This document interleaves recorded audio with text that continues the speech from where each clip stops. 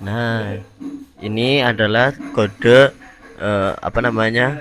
Kamin untuk eh, data kategori. Nah, di sini saya pertama-tama menguploadkan suatu file yaitu menggunakan eh, library pandas. Nah, import pandas spd data. Nah, di sini memasukkan filenya. Nah, data sama dengan pd.read underscore csv. Nah, kalau formatnya itu csv. Nah, terus buka kurung. Nah, masukkan nama file yang akan digunakan. Nah, terus kita menggunakan data head untuk menampilkan apakah filenya sudah terbaca atau belum. Nah, ini yang kedua itu adalah untuk merapihkan tampilan dan untuk memudahkan kita dalam menggunakan kodenya. Nah, skip dua baris pertama yang tidak penting. Nah, berarti baris pertama satu dua. Nah, terus hapus baris pertama yang berisi tahun seperti 2024. Nah, jadi yang tersisa hanya perkotaan, baris perkotaan dan baris semester 1 semester 2 tahunan. Nih, hanya baris ini dan baris ini. Baris ini, baris ini, baris ini tuh hilang. Tuh. Nah, untuk yang skip itu tadi skip 1, skip 2. Nah, terus yang ini dihapus. Nah, gitu. Nah, terus oh ya ini print data head. Nah, kalau kita di depannya itu menggunakan tulisan print, nanti datanya itu akan seperti ini, bukan data tabel tapi data apa namanya tulisan biasa aja. Kalau data head langsung tanpa ada kata print di depannya itu menampilkan tabel. Nah, terus nah ini. Nah, di sini itu apa namanya untuk menyimpan perubahan file yang telah kita rubah tadi. Nah, di sini kita menginputkan lagi DTDF indeks kemiskinan. Nah, yang tadi. Nah, itu setelah kita melakukan perubahan, kita menginputkan lagi file tersebut yang sudah dirubah. Lalu saya ingin menghapus apa namanya nama perkota yang ini nih. Yang ini yang di atas ini. Nah, ini saya ingin menghapusnya. Nah, dan saya hanya ingin menyisakan dua kota saja, dua kolom saja, yaitu kolom pertama dan kolom kedua. Kolom kedua. Yang kolom yang ini. Nah, berarti kolom ke unamet ke-7 harusnya kalau di situ. Nah, kolom ke-8. Nah, di sini saya ingin menuliskan kolom-kolom mana saja atau kolom-kolom mana saja yang akan saya hapus.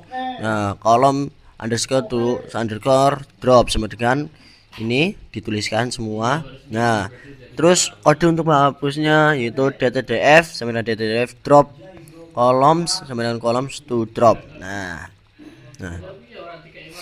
terus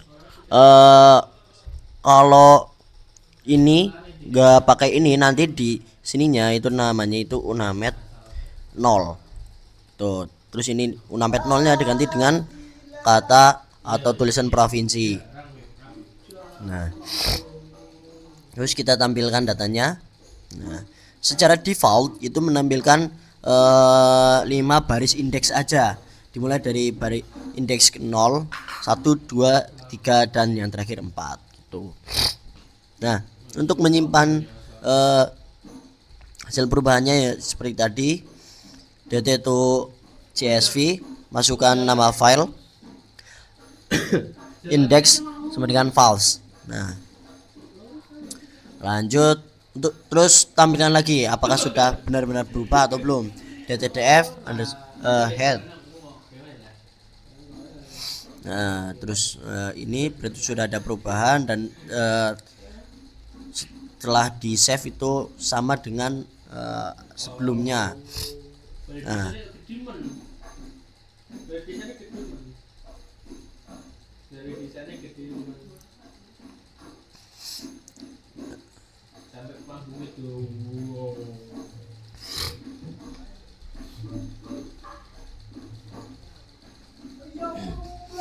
Nah, terus saya akan menghapus nan ini dari data saya. Nah, terus dengan DTDF nah terus kita tampilkan.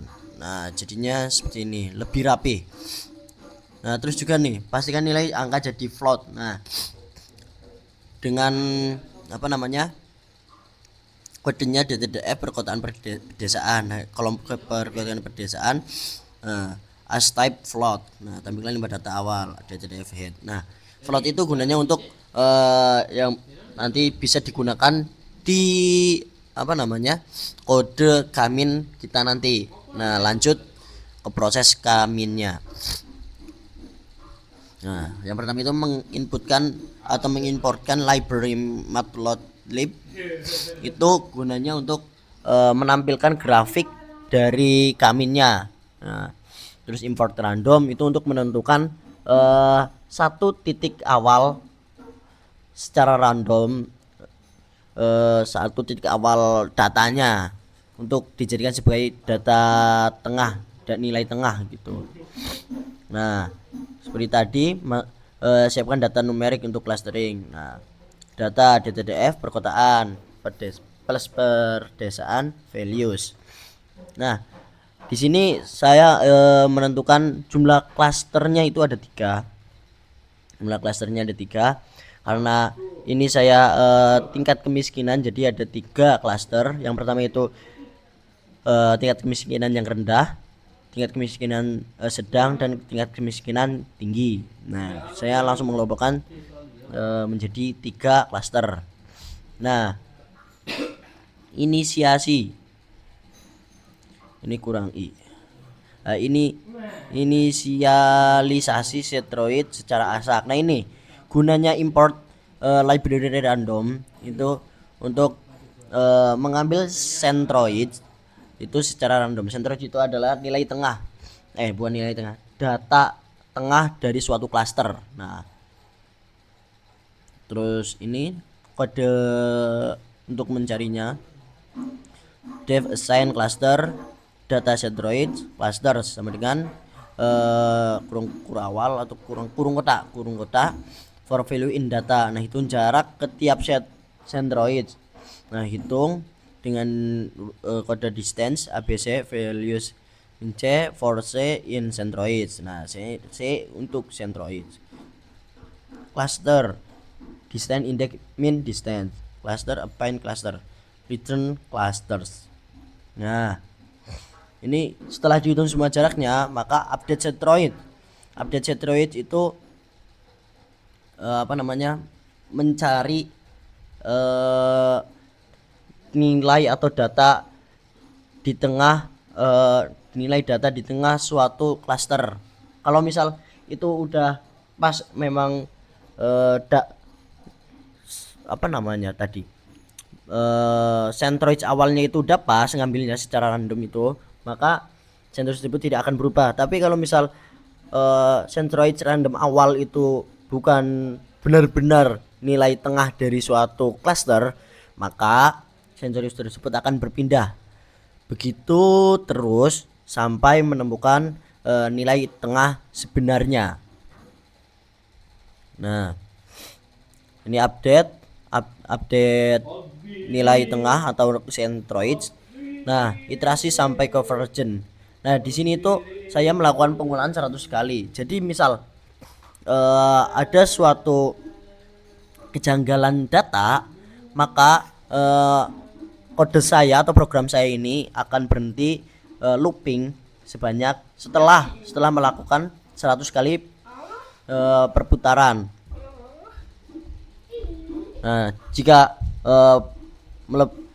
sudah mencapai 100 perputaran, maka akan berhenti dan langsung menampilkan hasilnya. seperti itu. Nah, terus simpan hasil cluster di ke data frame. Nah, .df cluster sama dengan clusters. Nah, tampilkan hasil. Ini visualisasi hasil. Visualisasi hasil itu menggunakan kode RGB red green blue untuk tiga